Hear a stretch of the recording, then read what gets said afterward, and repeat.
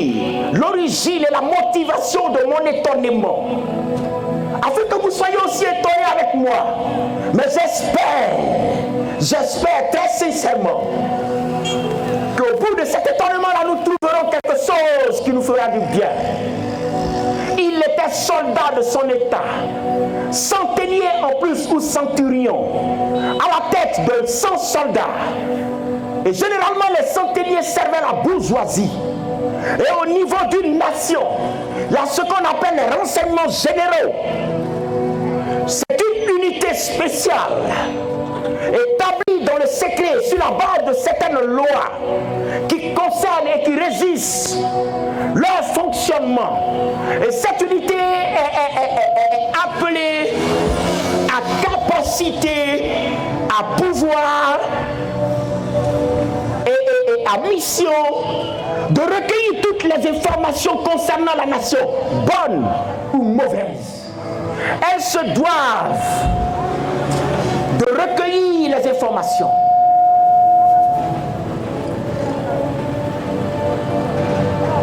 De glaner les informations.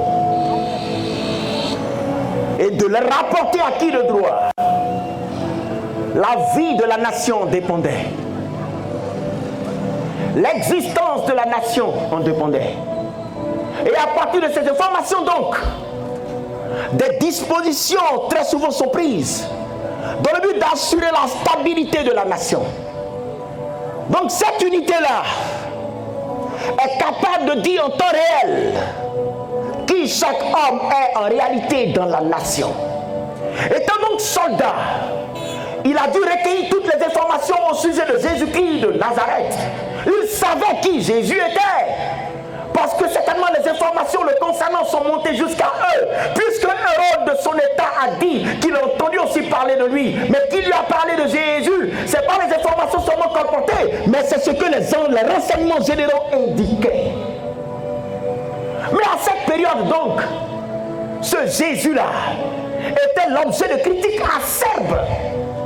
De critiques choquantes. De paroles blessantes. Parce que d'aucuns le traitaient d'imposteur, de menteur, de quelqu'un qui se faisait passer pour qui il n'était pas. Qu'est-ce qu'on ne disait pas à son sujet? D'aucuns le traitaient de blasphémateur, de fauteur de troubles, de par qui la déstabilisation de la nation pourrait venir. Et chaque fois, il a été heurté. Quel préjudice cet homme n'a pas subi? Injurié il était. Injurié il était. Chassé parfois, on l'a chassé. Tentative d'assassinat, je ne peux pas vous les citer. Cet homme était rejeté à gauche et à droite. Mais face à toute cette persécution, cet homme affichait un caractère de fermeté.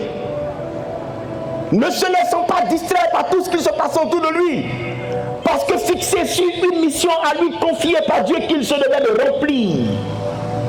Mais comment se fait-il que les renseignements généraux n'ont pas pu donner ce genre d'informations au sujet de Jésus à cet homme-là, et que cet homme a fait fi de tout ce que les gens disaient? Ça veut dire que toutes les informations, tout ce qu'on colportait, tout ce qu'on disait à son sujet était faux. Il était accusé à tort. Tout ce qu'on disait de lui n'était pas vrai. C'était purement et simplement des mensonges. Le sachant donc, cet homme osa. Il alla donc vers les anciens en disant: j'ai besoin de Yeshua. J'ai besoin du guérisseur. J'ai besoin du rédempteur. J'ai besoin du fils de David. J'ai besoin du fils de Dieu. J'ai besoin de l'élu de Dieu. J'ai besoin de l'intervention de cet homme. J'ai besoin de lui. Grand il était, honoré il était, avec des galons qui racontaient son prestige. Mais il avait besoin du Rédempteur. Si ce soir ici, quelqu'un peut simplement se tourner vers la croix et dire: Jésus, j'ai besoin de toi, il verrait la gloire de Dieu venir, le secours de Dieu venir, et la promesse de Dieu s'établit dans sa vie. Et lorsque les anciens vont trouver Jésus, ils lui disent, est-ce que tu sais que cet homme a besoin de toi? Et ils ont commencé à plaider pour lui en disant, il mérite que tu lui fasses ce miracle pour lui.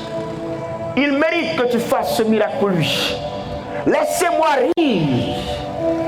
rire de tous ceux qui qualifient l'œuvre de Dieu d'un passe-temps inutile et qui pensent que ceux qui servent Dieu n'ont rien à faire.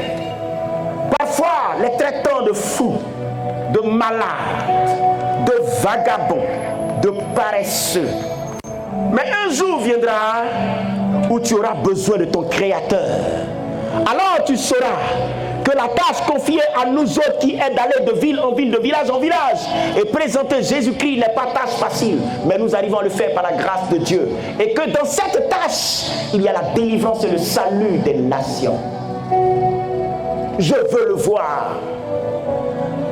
Je veux le voir. Ils allèrent donc vers Jésus avec des pas cadencés, mais avec une solennité, car il se devait de plaider, d'avoir une réponse positive qui se traduirait par un oui. Je veux emboîter le pas ici à l'apôtre Paul qui a dit, en Jésus-Christ, toutes les promesses du Seigneur et de Dieu Tout-Puissant sont oui et amen. Et je prie qu'en cette soirée, quelqu'un embrasse une promesse. Quelqu'un enlace une promesse. Quelqu'un vive une promesse. Alors Jésus leur dit, oui, j'irai, je le guérirai. Mais en route, qu'est-ce qui s'est passé? Oh, en route, qu'est-ce qui s'est passé? De façon surprenante et étonnante, le même qui a convié les anciens d'Israël en disant, allez-y, sollicitez-le de ma part. Il envoie encore d'autres personnes dire, c'est pas la peine que tu arrives chez moi à la maison. Quelqu'un pourrait dire contradiction, mais une contradiction pleine de sens et d'enseignement. Il dit donc, allez-y lui dire, je ne suis pas digne qu'il rentre chez moi. Qu'il dise simplement un mot. Car je sais ce qui se passe en termes d'autorité. Je suis soldat de mon État. Je connais le fonctionnement de l'armée. Je me suis rendu à la gendarmerie, j'ai pu lire. Le véritable soldat, c'est celui qui obéit. Et que celui qui a obéi ne s'est jamais trompé. Et donc, quand on est une autorité, ça veut dire que nous jouissons d'un pouvoir, d'une position qui nous accorde de régner sur un certain nombre de personnes qui sont le prolongement du pouvoir que nous avons et qui sont là pour exécuter les ordres et la volonté de celui-là qui préside aux destinées de la ville, de l'institution, de la nation à laquelle ils appartiennent. Sachant que lui, quand il dit à un soldat, va, il va. Quand il dit à l'autre, viens, il vient. Il savait que Jésus-Christ ne pouvait pas être Seigneur sans cette réalité que je viens de vous décrire, qui est la vérité. Il savait que Jésus aussi avait à sa solde des soldats, parce que Jésus est le général des généraux. Il est le Seigneur des seigneurs. Il est le maître des maîtres. Il est le Dieu tout-puissant. Il est l'alpha et l'oméga. C'est lui qui a structuré le monde, le créant. C'est lui qui a donné existence à tout ce qui vit. Le règne végétal dépend de lui. Le règne animal dépend de lui. Le règne humain dépend de lui. Mais regardez comment il a orchestré les choses de telle sorte qu'elles fonctionnent selon sa volonté. C'est-à-dire qu'en ce qui concerne son pouvoir et son règne, les choses fonctionnent selon une structure bien établie par lui. Et je vous dis qu'à sa solde, il y a des anges. Il y a l'ange de la délivrance. Il y a l'ange de la guérison. Il y a l'ange de la bénédiction. Il y a l'ange de la guerre. Il y a l'ange de la lutte. Il y a l'ange du combat. Et il savait que ce Jésus était le maître des anges. Et qu'il lui suffisait de donner l'ordre à l'ange de la guérison pour que son serviteur soit guéri de façon instantanée, sans que Jésus n'ait à bouger, sans que Jésus n'ait à se déplacer. Pendant que tu es ici, si tu crois, je te le dis, quelque chose peut se passer dans la vie de quelqu'un qui a Yamoussoukro, mais qui est apparenté. Dans la vie de quelqu'un qui a Séguéla, mais qui est ton parent. Dans la vie de quelqu'un qui est au village, mais qui est ton parent. Car aujourd'hui encore, Jésus-Christ est sur terre. Il doit être démontré en tant que Seigneur. Et cette démonstration relève des miracles qu'il accomplit chaque jour, prouvant aux hommes qu'il est le même et qu'il ne change pas. Jésus-Christ de Nazareth. Jésus sollicité, mais en même temps stoppé, s'est arrêté, il a dit, même en Israël, je n'ai pas trouvé. Je n'ai pas trouvé. J'ai cherché, mais je n'ai pas trouvé. J'ai espéré, mais je n'ai pas trouvé. J'ai promené le regard, mais je n'ai pas trouvé. Une foi. Oh, si ce soir, quelqu'un pouvait afficher une foi sincère. Une foi sincère. C'est tout ce qu'il te faut ce soir pour ton miracle. C'est tout ce que Dieu veut voir. Je te le dis, c'est la vérité, c'est tout ce qu'il veut voir.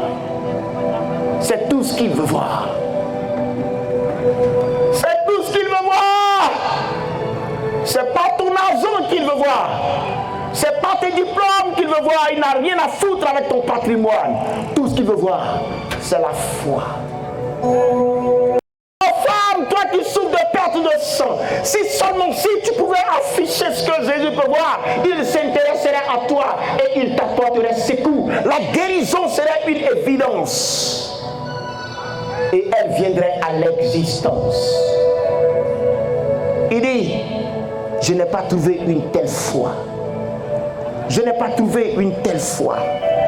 Je n'ai pas vu une telle foi. Je n'ai pas vu une telle foi en Israël. Alors Jésus dit, va, qu'il te soit fait selon ta foi. L'homme était pourtant en train de mourir. L'homme était pourtant en train d'expirer. L'homme était pourtant au bord de la tombe. La force n'était pas loin de lui. Ses jours étaient en danger et comptés. Et toute statistique médicale aurait dit que cet homme n'avait rien à faire pour lui. Mais que s'est-il bien passé pour que quelqu'un qui était mourant, pour que quelqu'un qui était pratiquement mort retrouve la vie? C'est parce que cet homme-là a bénéficié. Oui, il a bénéficié d'une œuvre. Il a bénéficié d'une touche. Il a bénéficié de quelque chose. Quelque chose s'est passé. Et cet homme est revenu à la vie alors qu'il était sur le chemin de la mort. Écoutez-moi, vous tous qui êtes assis. Écoutez-moi, vous tous qui êtes arrêtés, qui me regardez. Jésus-Christ de Nazareth, il est la vie avant la mort. Il est la vie avant la mort. Il est la vie avant la mort. Il est la vie avant la mort.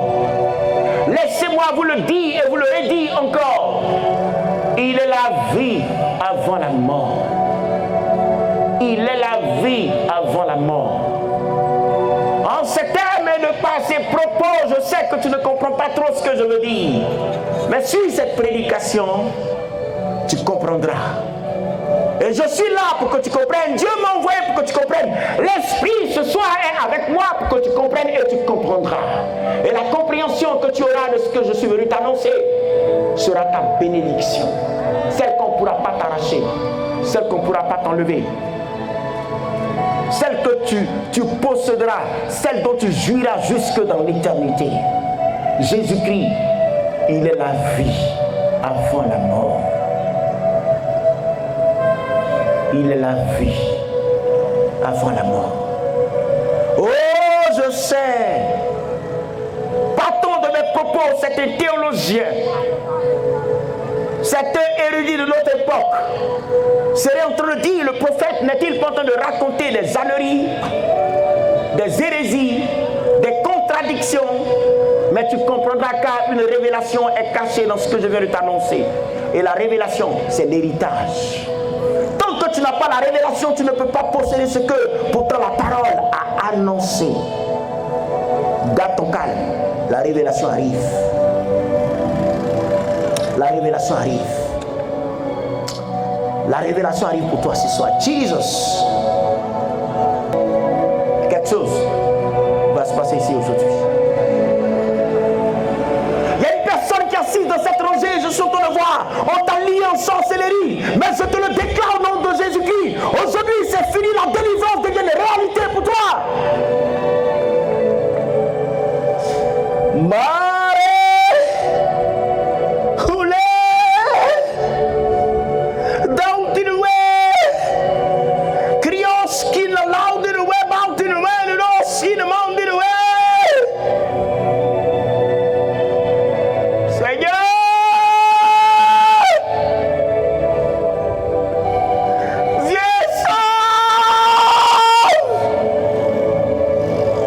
Jésus-Christ est la vie avant la mort. Il a été la vie avant la mort pour ce serviteur qui était malade. Et sa guérison a réjoui son maître à 2 titres. 1, il a retrouvé le serviteur qu'il aimait. 2, il a vu la démonstration de la révélation dans laquelle il a cru, car Jésus-Christ de Nazareth a toujours dit qu'il est le Fils de Dieu, qu'il est le Christ, qu'il est le Messie. Et de par le miracle dont a bénéficié de son serviteur, il a pu le constater. Ce soir, si tu crois, tu constateras quelque chose. Ce soir, si tu crois, tu verras quelque chose. Jesus. N'est-il pas aussi la vie après la mort? Je te dirai si. Parce que lorsque, dans le prolongement des évangiles, nous arrivons dans le livre de Jean, au chapitre 11 du verset 1er au verset 11, il est question de Lazare. La Bible dit que ce Lazare était l'ami de Jésus-Christ de Nazareth. Il avait 2 sœurs, Marie et Marthe. Jésus les aimait et très souvent il passait chez eux. Et dans cette maison, on s'occupait de lui parce qu'il trouvait parfois à manger et du temps pour se reposer un peu. Lazare était son ami, c'est-à-dire quelqu'un avec qui il avait une amitié qu'il entretenait. Une amitié qui avait de la valeur à ses yeux, qui avait de la valeur pour lui. Mais ce jour-là, Lazare est tombé malade. Et quand Lazare est tombé malade, on envoya des gens dire à Jésus, viens vite, ton serviteur Lazare. Et non, ton ami Lazare est malade. Ton ami est malade. Celui que tu aimes, il est malade. Celui avec qui tu joues à la Wallet, il est malade. Celui avec qui tu joues au damier, il est malade. Celui avec qui tu vas pêcher, il est malade. Viens rapidement sauver ton ami. Car on aurait pensé, on aurait cru que ça se serait passé comme le serviteur du centenier. Car Jésus est arrivé avant que la mort ne frappe et cet homme a eu la vie sauve. Donc si Jésus venait, tout le monde avait l'assurance que cet homme n'allait pas mourir ou ne mourrait point. Mais la Bible dit, Jésus a passé encore 2 jours là où il était. 2 jours, 2 longs jours, 2 jours d'attente, 2 jours d'espérance, 2 jours de pleurs, 2 jours de tristesse, 2 jours de pleurs, d'angoisse. Car tout le monde regardait. Marie regardait le chemin. Marthe regardait le chemin. Tout le monde regardait à gauche, à droite. Quelqu'un était en train de lire l'horizon pour voir s'il verra une silhouette qui s'apparentera à la personne de Jésus-Christ manifestée dans cette robe à cette couture. Ou à cette robe sans couture. Mais on regarde à l'horizon, pas de Jésus. On n'attend pas de Jésus. Il a passé son temps de l'autre côté. Au dernier moment, Lazare meurt. Et quand Lazare est mort, on dit ok, c'est fini. On prend Lazare et on le porte en terre. Alors Jésus, regardant ses disciples, dit, notre ami Lazare, il dort. Il dort. Il est le seul homme qui appelle la mort sommeil. Les hommes l'appellent la mort, mais lui, il l'appelle le sommeil. Les hommes disent que quand un homme meurt, on ne peut plus le réveiller, il ne peut plus se réveiller. Mais Jésus dit, pour moi, la mort c'est un sommeil. Il est capable de réveiller celui qui dort. Il est Jésus. Et je vous ai dit, il est la vie. repartit vers notre ami Lazare. Jésus s'en va et comme d'habitude, ses disciples lui emboîtent le pas et le suivent. Quand il arrive à Béthanie, la ville de Lazare et de Marie, un spectacle désolant s'offrait à lui, marqué par des pleurs, des gémissements, des sanglots on ne pouvait finir parce que cette nation était foncièrement, je devais dire religieuse. Et de cette nation, avoir un frère, c'était sauvegarder l'héritage, car l'héritage devait asseoir, et soit du moins aux hommes, pas aux femmes. Et donc, si vous n'avez plus de frères, ça veut dire que l'héritage est sur le point de partir ou qu'il va partir. Donc, ces deux femmes voulaient que leurs frères vivent, car la vie de leurs frères leur garantissait la possession du patrimoine, de l'héritage. Et Lazare est mort. Jésus arrive. Tout le monde pleure. On porte la nouvelle de son arrivée à Marthe. Elle se lève tout à coup, subitement, et elle part à sa rencontre. Lorsque Marthe arrive, elle se jette à ses pieds, elle se prosterne et elle commence à ressasser tout ce qui s'y passait. Et elle le dit de façon éloquente, le résumant en une seule phrase qui aujourd'hui est scandée, est citée par la plupart des prédicateurs. Phrase selon laquelle elle lui dit, Seigneur, Jésus,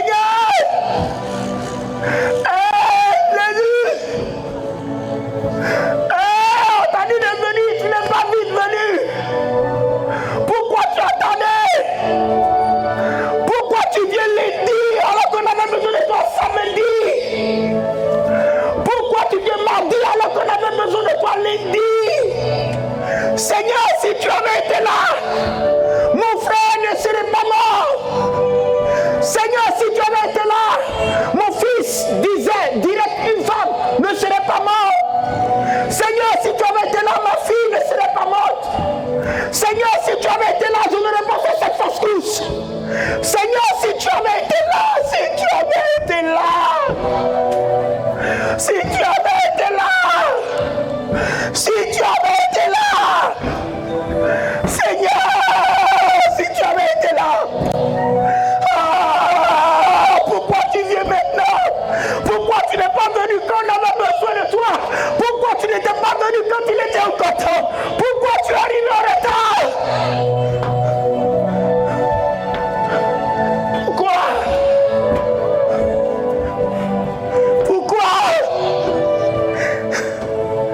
Pourquoi c'est maintenant que tu viens? Seigneur, il est tard. On l'a déserté. On n'a plus besoin. Ta présence est égale à ton absence. Est-ce que tu as entendu parler de Jésus? Est-ce que tu as entendu parler de Jésus? Il est cet homme-là qui apparaît où on ne s'attend pas à lui. Quand tu penses qu'il est en retard, c'est là qu'il est en avance. Hey! Et avec lui, il n'est jamais tard. Avec lui, le retard n'existe pas.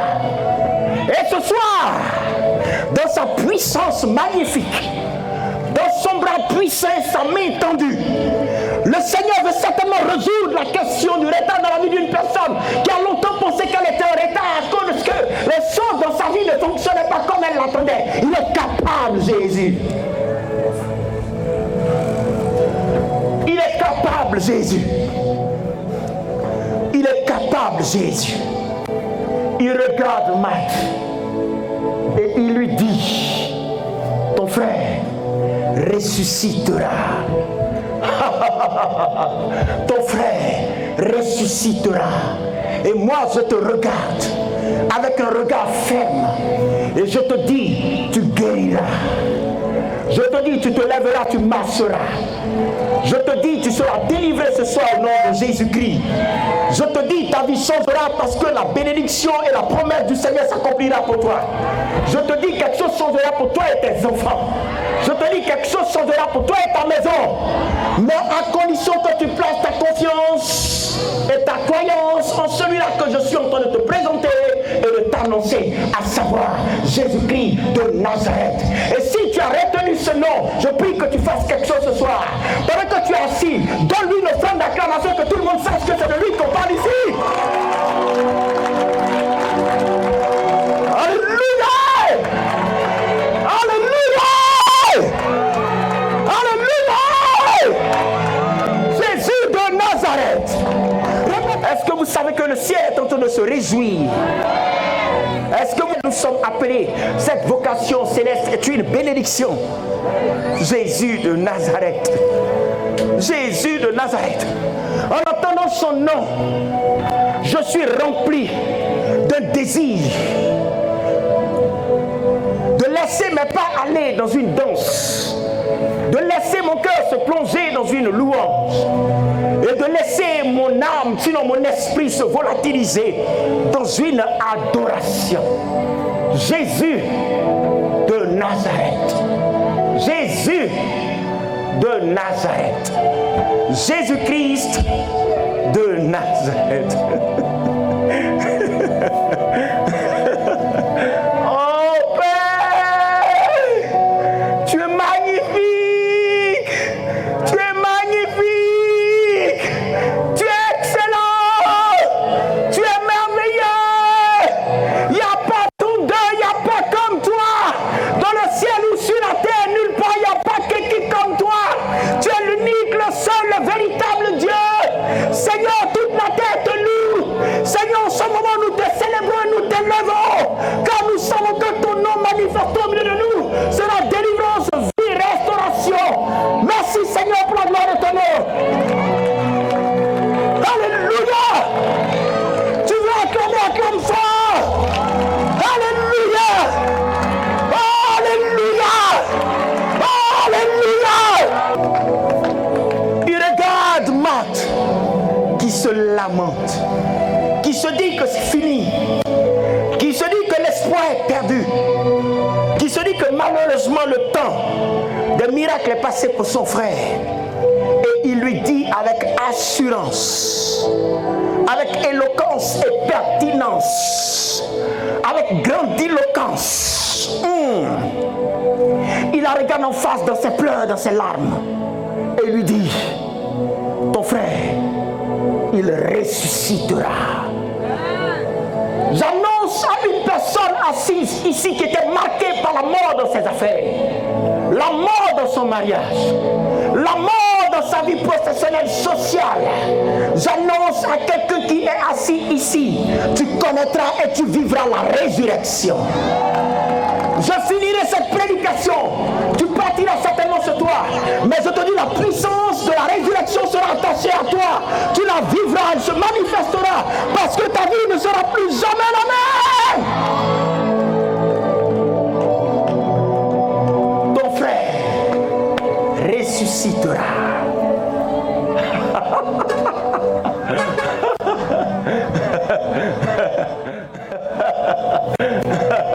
Ah Jésus, regarde ton voisin, dis-lui: tu retrouveras ce que tu as perdu. Fais ça, il est l'heure. Regarde, prends ton index comme ça, lève-le comme ça, comme moi, pointe-le à terre, regarde ton voisin et dis-lui: il est l'heure. Tu retrouveras ce que tu as perdu. Si ce soir tu crois, si ce soir tu crois, si ce soir tu crois, si ce soir tu crois. Alléluia. Marthe, après avoir entendu cela, s'est levée au pas rythmé, marqué d'espoir, vêtue de gloire, comme une porteuse de bonnes nouvelles qui va prêcher l'évangile, avec des pieds qui sont devenus tellement beaux,